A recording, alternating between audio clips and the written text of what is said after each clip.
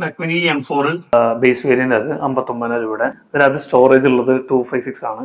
ആപ്പിളിന്റെ 256 storage 2 TB upgrade ചെയ്യാൻ നമുക്ക് ഏകദേശം 80,000 രൂപയാണ് കോസ്റ്റ് വരുന്നത്. നമുക്ക് ഏറ്റവും ചെലവ് കുറഞ്ഞിട്ട് 20,000 രൂപയ്ക്ക് 25,000 രൂപയ്ക്ക് നമുക്ക് ഇതിനെ അപ്ഗ്രേഡ് ചെയ്യാൻ പറ്റും. ഒരു ഗ്ലാസ് സക്കർ പോലത്തെ ഒരു ടൂളാണ്. ജസ്റ്റ് ഈ പവർ ബട്ടന്റെ ഈ നേരെ ഓപ്പോസിറ്റ് സൈഡിൽ ജസ്റ്റ് ഗ്ലാസ് സക്കർ വെക്കുക. പൊക്കി കഴിഞ്ഞാൽ ഇവിടെ ഗ്യാപ്പ് വരും. ഓക്കെ, കുറച്ച് വെക്കുക. ഒരു T5 ആണ്. ഇതിനകത്ത് 1, 2, 3, 4, 5, 6, 7 ഇത്രയും സ്ക്രൂസ് ഉള്ളത്.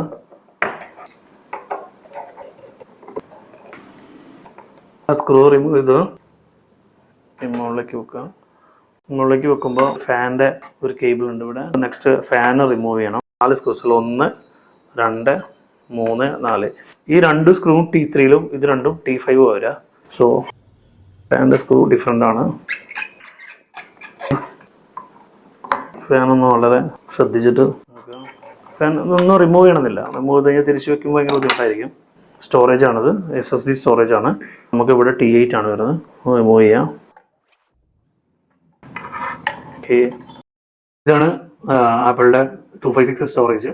ഇത് അപ്ഗ്രേഡ് ചെയ്യാനുള്ള 2 TB സ്റ്റോറേജ്. ഇങ്ങനെയാണ് ഇതിന്റെ പൊസിഷൻ വരിക. ഒന്ന് ശ്രദ്ധിക്കുന്നത് നല്ലതാണ്. ഈ ഭാഗം ഈ നമ്മുടെ ലെഫ്റ്റ് സൈഡിലേക്ക് പ്ലേസ് ചെയ്തു.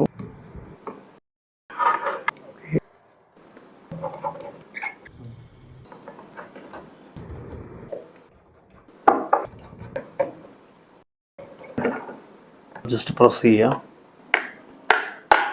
സ്റ്റോറേജ് അപ്ഗ്രേഡ് ചെയ്ത് കഴിഞ്ഞാൽ വേറെ മാക് ഡിവൈസ് ഉപയോഗിച്ചിട്ട് ആപ്പിൾ കോൺഫിഗറേറ്റർ വഴി ഇതിന്റെ ഫേംവെയർ അപ്ഗ്രേഡ് ചെയ്യണം. ഫേംവെയർ അപ്ഗ്രേഡ് ചെയ്യുന്നതിന് വേണ്ടിയിട്ട് ഡിവൈസിലുള്ള പവർ ബട്ടൺ ഹോൾഡ് ചെയ്ത് പിടിക്കുക. പവർ കേബിൾ ഇൻസേർട്ട് ചെയ്യുക.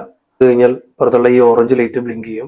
അതിന്റെ ടാർഗറ്റ് ഡിവൈസ് നമ്മുടെ മാക്മിനിയാണ്. തണ്ടർ ബോൾട്ടിന്റെ ഐക്കൺ കാണിക്കുന്ന Type-Cയിൽ ഫേംവെയർ ചെയ്യാൻ വേണ്ടിയിട്ട് Type-C കേബിൾ കണക്ട് ചെയ്യാം. ഡിവൈസിൽ ഒന്നുകിൽ നമുക്ക് DFE മോഡ് വഴി ഇൻസ്റ്റാൾ ചെയ്യാം, അല്ലെങ്കിൽ ഡൗൺലോഡ് ആയിട്ട് ഇൻസ്റ്റാൾ ചെയ്യാം.